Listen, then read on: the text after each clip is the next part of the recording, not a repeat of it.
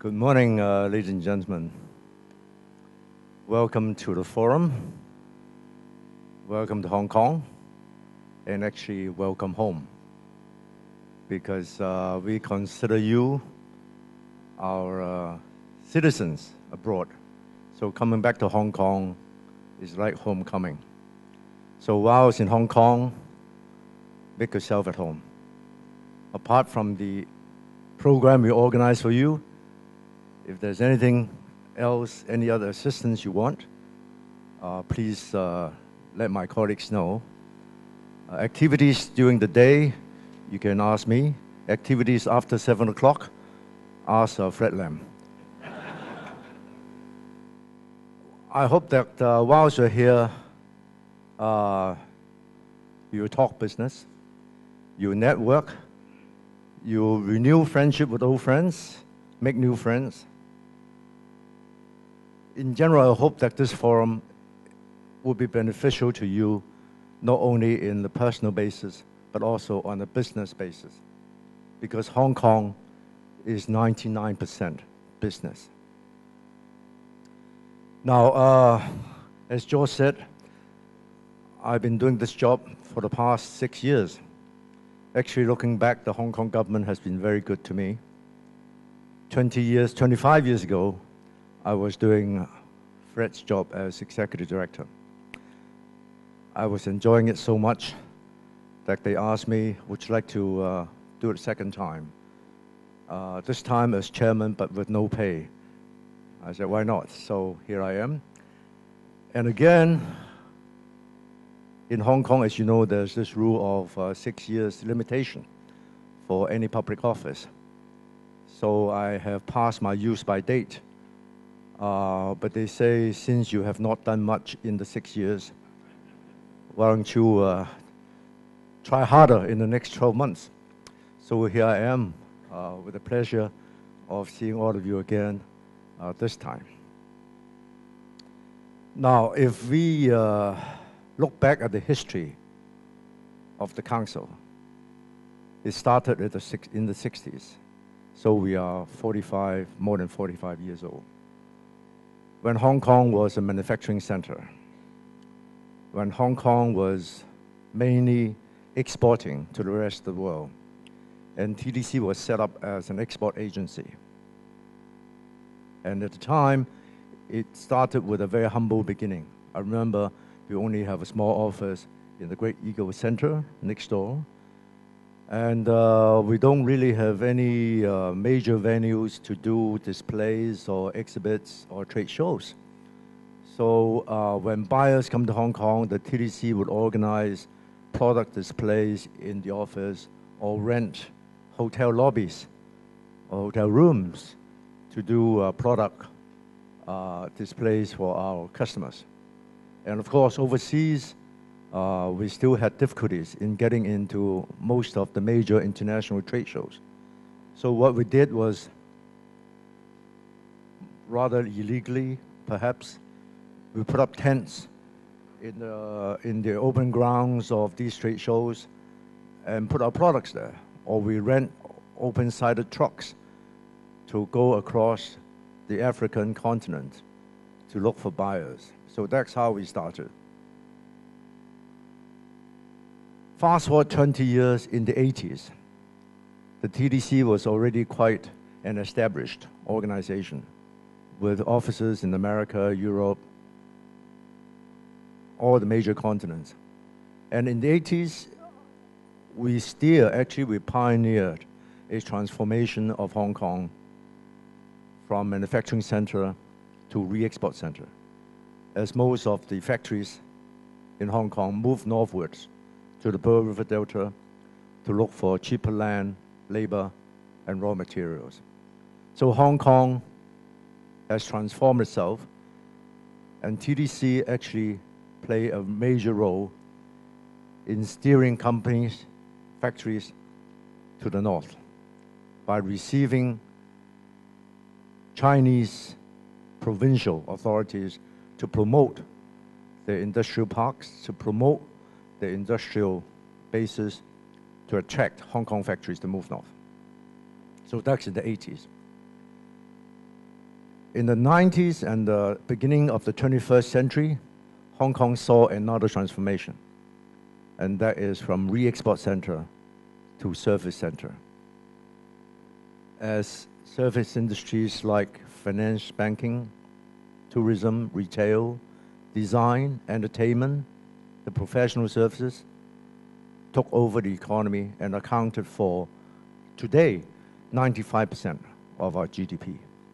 So Hong Kong is today more of a service center than a re-export center. And TDC has successfully expanded our scope and focus to cover promoting services. On top of that, I think we have also expanded our mandate to covering or promoting any economic activity that flows through Hong Kong that gives us a value add. So we are just as happy to service a Hong Kong company as we are to serve a Japanese company or an American company making use of Hong Kong as the bridge to open up its market in China or in Asia.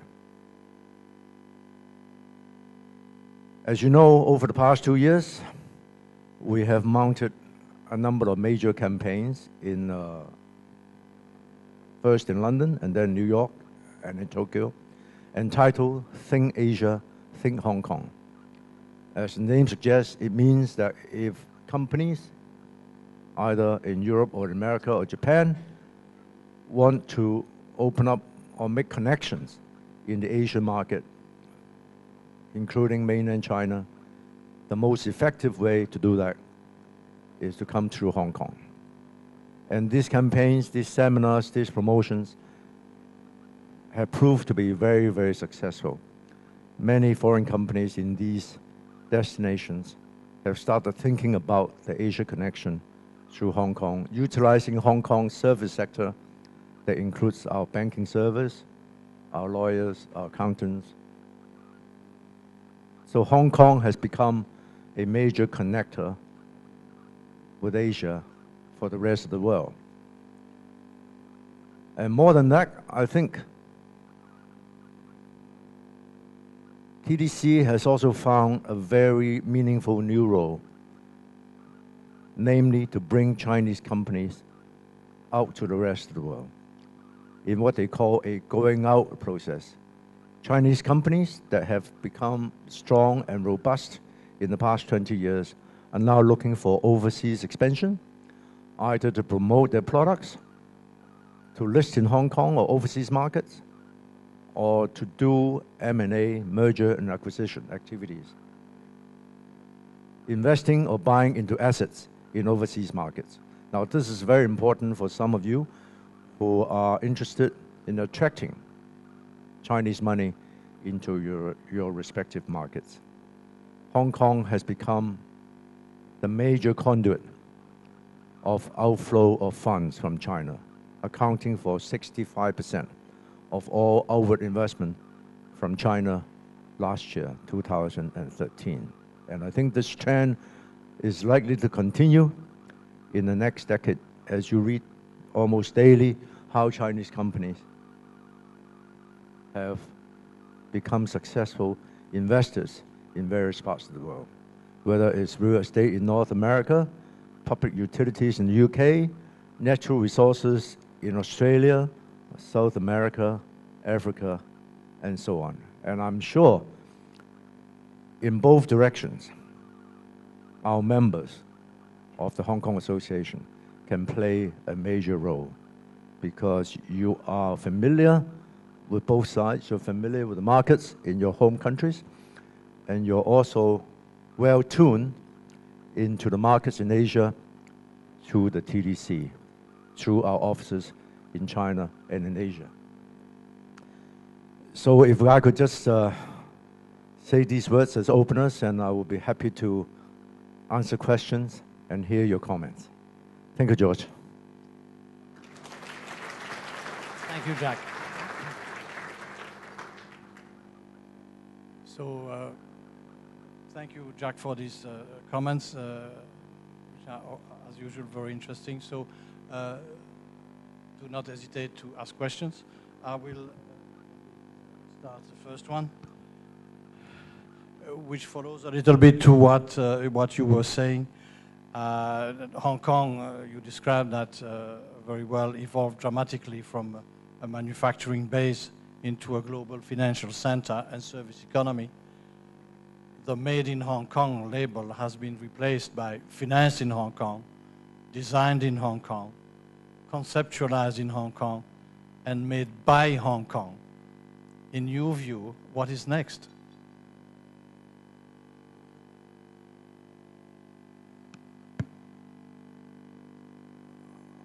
I think Hong Kong will continue to be the bridge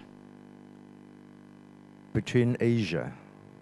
Now I'm expanding it further, not just China, between Asia, because as you know, most of the economic activities in Asia, particularly Southeast Asia, a lot of it congregate in Hong Kong as well.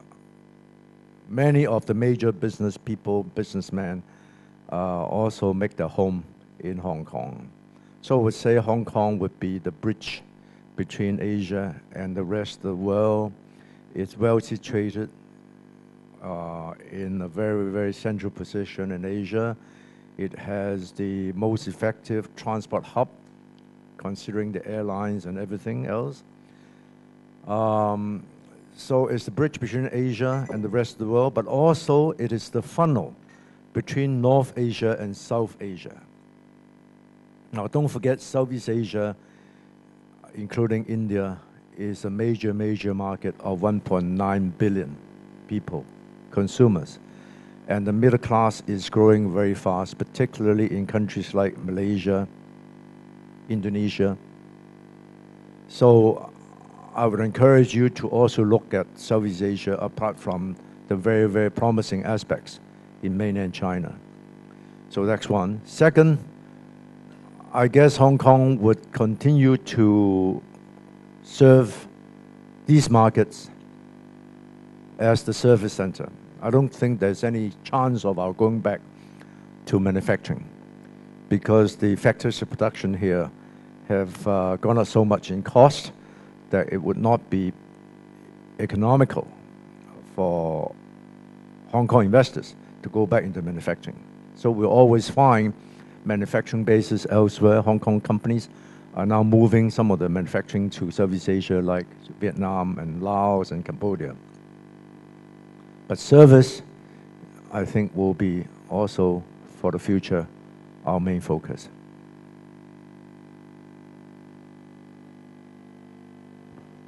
I have a question. Could I ask you, when you write a question, to also indicate from what association or chapter you're asking the question? I have 3 questions here, and they are all anonymous.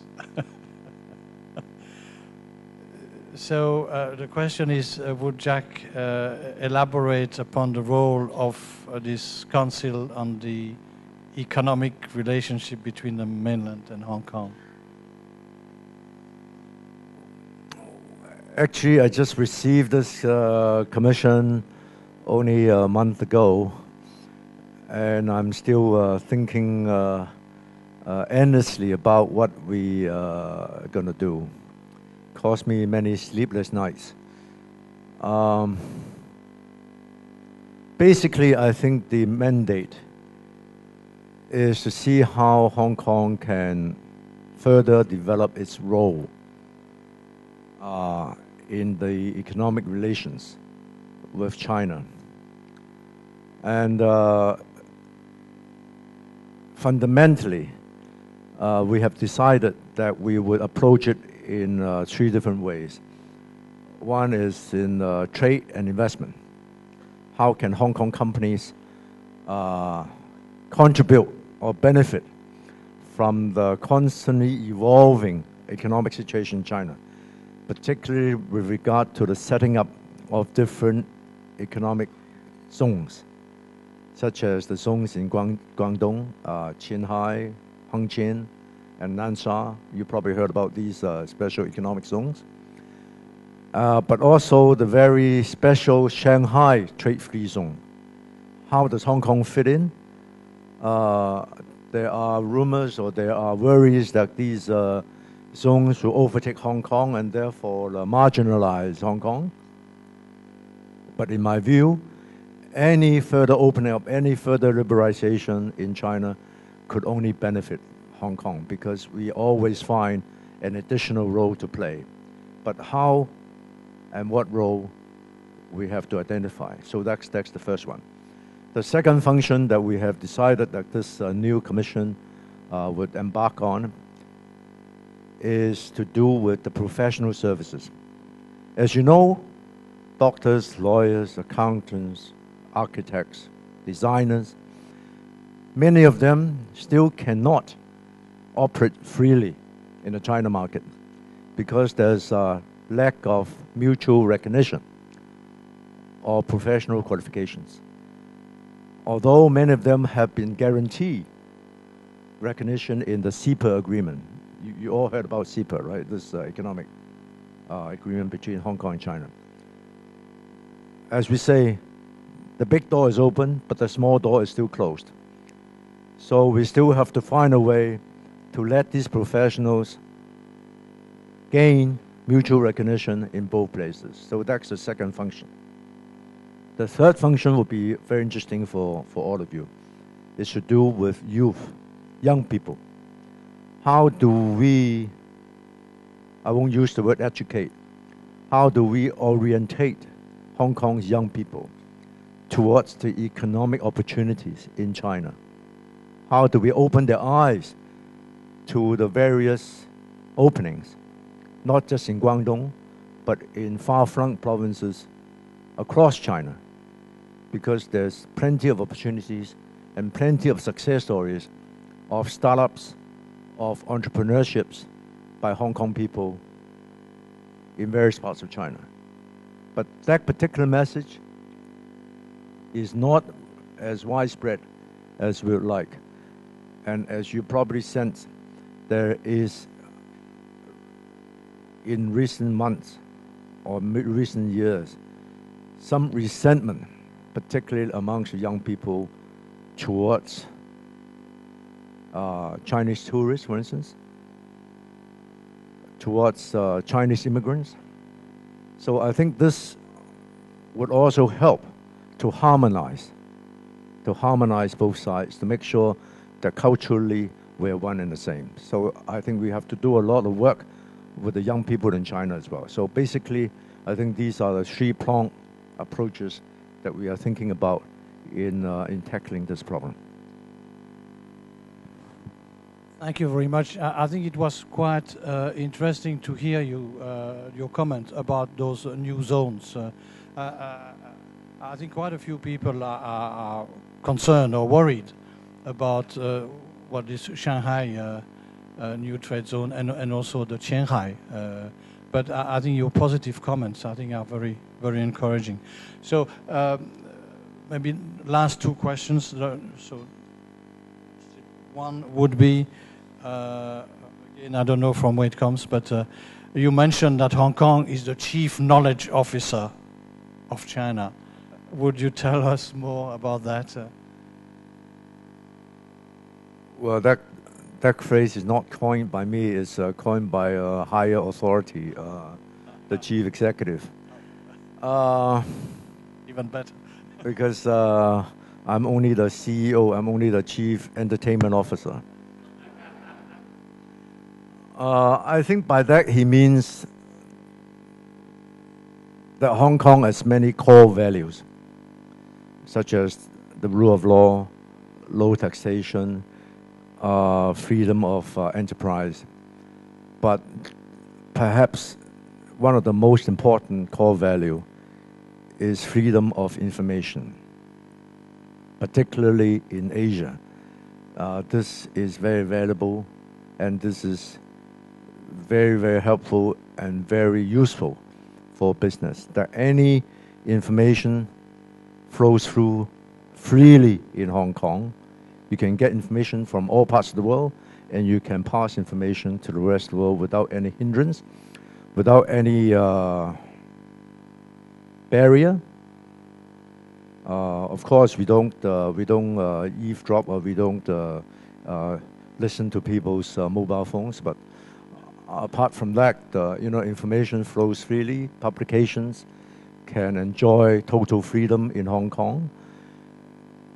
As a businessman, I know that this is very important, because once that information flow, can you imagine, once the information flow is not as free, that you're one day late in knowing what's happening in Turkey or in Egypt, how can you conduct your worldwide business, particularly if you're doing international business, either as a professional or as a banker or financier?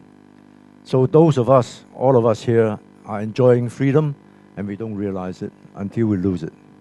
So this, I think, is a very important aspect of Hong Kong. Thank you. My last question is coming from Hungary, and it's maybe we had very lofty ideas now. So far here, it's a very practical question. You mentioned, Mr. Chairman, that the TDC is not only helping Hong Kong companies, but also foreign companies to enter the China market. Could you elaborate a little bit about that point? How the TDC can help? Give you an opportunity of making a commercial. Yeah, you should film it and put it on TV. Well, I mean, this is a natural progression for the TDC. From an export promotion agency to a re-export promotion agency, and now to a service promotion. By promoting service, we mean that any companies from wherever that is based in Hong Kong or that wants to pass its economic activities through Hong Kong should enjoy TDC's assistance in getting Hong Kong companies to assist them in either direction, whether they want to pry open the China market, whether they want to pry open the Southeast Asian market, or Chinese companies, as you are about to meet the Guangdong and Guangxi companies.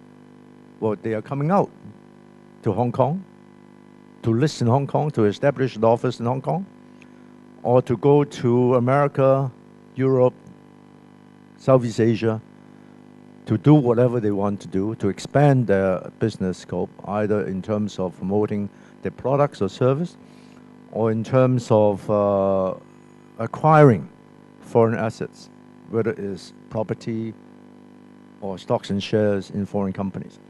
And this will become a major trend in the future, as most of the Chinese companies that have built up their home base are now looking for overseas expansion. And TDC has the mandate to do this because, as I said, we are here to promote Hong Kong business. So Hong Kong business would also include all of the services, whether it's banking, insurance, I see Jackie Chan is there, or the professional services. You know, we have accountants, lawyers, bankers. So these people are ready to help, whether it's foreign companies going to China or Chinese companies going abroad. Thank you. Well, thank you very much, Mr. Chairman. I think it was great to start this beautiful day in sunny Hong Kong with our kind of fireside chat with the TDC chairman. Jack, so thank you very much.